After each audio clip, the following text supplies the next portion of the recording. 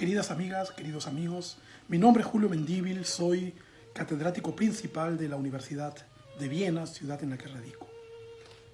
Imagínense si yo les digo ahora que todo lo que ustedes han aprendido en los libros sobre música incaica es una ficción.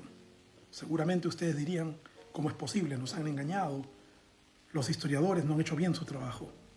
Pero no es verdad. Los historiadores suelen hacer bien su trabajo y, sin embargo, contar ficciones. ¿Cómo se explica esto? En el caso de la música de los incas, nos han dicho que la música es una música pentatónica. Esto implica que estamos hablando de una cultura homogénea que iba desde el sur de Colombia hasta el norte de Chile y Argentina.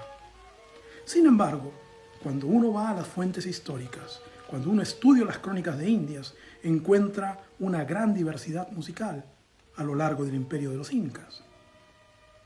Dicho sea de paso, José María Arguedas solía argumentar que la diversidad cultural actual en los Andes es producto directo de la diversidad que existió antes de la llegada de los españoles. ¿De dónde salió esta idea de que la música incaica era una música homogénea? En verdad, esta idea aparece bastante tarde en la musicología. Hasta 1898, a nadie se le ocurrió pensar que había algo así como una música inca. Se sabía que los indígenas habían tenido prácticas musicales, se sabía el nombre de algunas danzas y de algunos instrumentos, pero a nadie se le ocurrió pensar que había algo que se podría llamar una cultura musical. Se describían cantos, bailes, instrumentos, pero no se veía todos estos elementos como una cultura homogénea. Esto es un producto prácticamente de la musicología temprana de finales del siglo XIX y principios del siglo XX. Comenzó a imaginarse un imperio incaico con una identidad cultural homogénea y por consecuencia con una música que en todas partes del imperio era igual. Indudablemente, toda abstracción siempre es una modificación de la realidad y toda reducción de complejidad, sin la cual no se puede escribir historia, también implica nuevamente una modificación de lo que estamos narrando. El historiador siempre está imaginando. El historiador de la música siempre está inventando. Está inventando nexos entre hechos que aparecen ante nuestros ojos desvinculados. Y lo que hace la investigación histórica es justamente eso, vincularlos.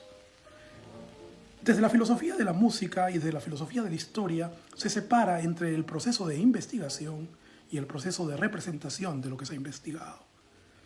En el sentido último es importante también señalar que así como imaginamos la historia, la narramos siempre tomando decisiones.